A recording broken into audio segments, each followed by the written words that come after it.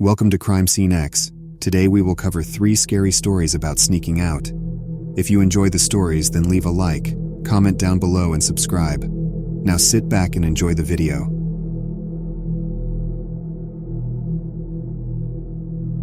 My friend Leo and I decided to sneak out one night. We didn't have a plan, we just wanted to explore the town while it was asleep. It sounded like a cool adventure, but it ended up being the most frightening experience of our lives. We decided to explore the old abandoned factory at the edge of town. People said it had been closed for years, and there were stories about it being dangerous, but we were curious and maybe a bit reckless. The night was cloudy, and a faint mist surrounded the town, making everything look unclear and shadowy. The silence was heavy, broken only by the distant sound of a car passing by. As we approached the factory, its large, rusty gates seemed like a warning to stay away. The buildings were covered in shadows, and the windows were broken. My heart was pounding, but Leo and I egged each other on, and we entered the site. The factory was like a giant, sleeping beast, its machines silent and cold. We roamed through the labyrinth of machinery and pipes, the darkness pressing in on us, our flashlights flickering over the decaying walls. It felt like the air was heavy, and the shadows seemed to move on their own. As we delved deeper, we heard a sound. Footsteps. They were distant but definitely there. We stopped, listening, our breaths held. The footsteps grew louder, closer. Panic rose in my throat, but curiosity kept us there, frozen, waiting. Then we saw him, a man, his clothes ragged, his face obscured by the shadows. He was walking towards us, slowly, deliberately. Fear gripped me. Leo and I were like deer caught in headlights. The man stopped and stared at us. His eyes were hollow, and his face was scarred. My heart was racing, and I felt a scream building in my chest. He began to move toward us again, his steps echoing in the empty factory. Leo and I turned and ran. We didn't look back. We just ran as fast as our legs could carry us. The factory was a maze, and the shadows seemed to close in on us. I could still hear the footsteps behind us, a constant reminder of the danger we were in. Finally, we saw the exit. We sprinted towards it, burst through the rusty gates, and didn't stop running until we were far away from that horrible place. We never spoke about that night again, but the fear stayed with us. We didn't know who that man was or what he wanted, but we knew we had been in real danger. We had been foolish, seeking thrill without thinking about the consequences, and we were lucky to have escaped unharmed. We never sneaked out again, and the shadows of that night still linger in our minds.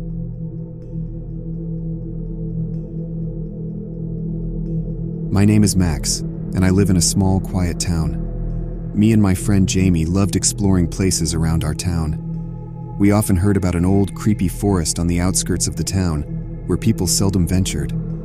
One night, we decided to sneak out and see what was so spooky about it.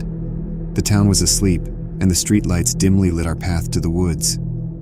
As we entered the woods, the trees seemed like silent, tall sentinels watching us, the leaves rustling with whispers.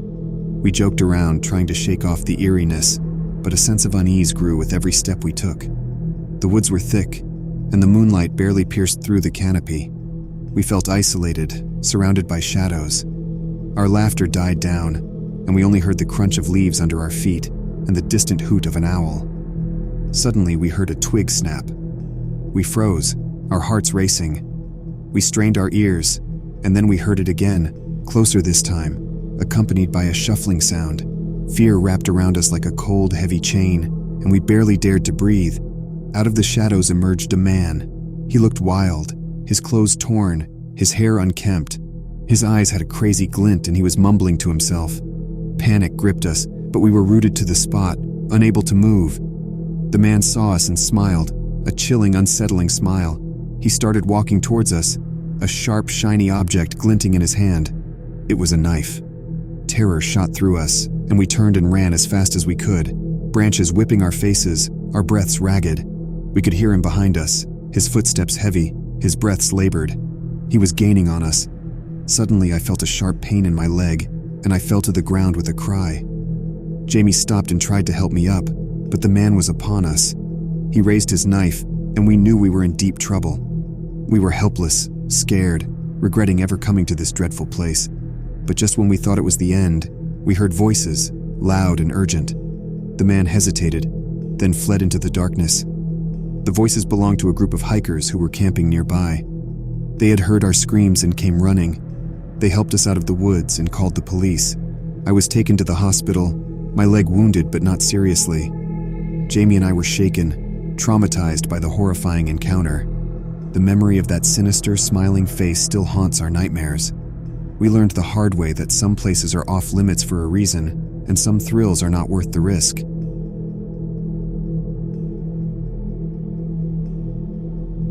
I always followed the rules, but one night, I decided to sneak out of the house. My friend Jake dared me to visit the old, empty house at the end of the street. I was scared, but I didn't want him to think I was a chicken. The night was dark, and the only sound I could hear was my heart beating super fast. When I got to the house, it looked big and scary. The windows were broken and the door was half open. I went inside, my hands shaking. The floor creaked when I walked. It was very dark, and I could only see a little bit with my flashlight. The air smelled old and moldy, and I could hear the sound of dripping water. I felt like someone was watching me, but I told myself it was just my imagination. I went upstairs, my feet heavy. Suddenly I heard a noise.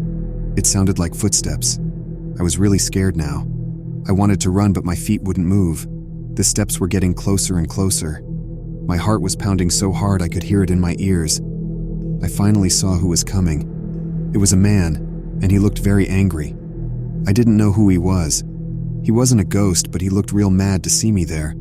I was so scared I couldn't breathe. He started shouting at me, asking me what I was doing there. I couldn't speak. I turned around and ran as fast as I could. He was behind me, chasing me. I could hear his heavy footsteps. I was so scared I was crying. I finally got out of the house and ran all the way home. I locked the doors and went to my room. My heart was still beating fast, and I was shaking. I was really glad to be back home safe, but I was still really scared. I promised myself never to sneak out again. Next day, I found out that the man in the house was a homeless guy who was living there because he had nowhere else to go. He probably was more scared of me than I was of him, but I was still really glad I didn't have to go back to that scary house again. And I learned my lesson, never to go to places where I'm not supposed to go. Thanks for watching. If you haven't already, please like the video, comment what you thought, and subscribe for daily uploads.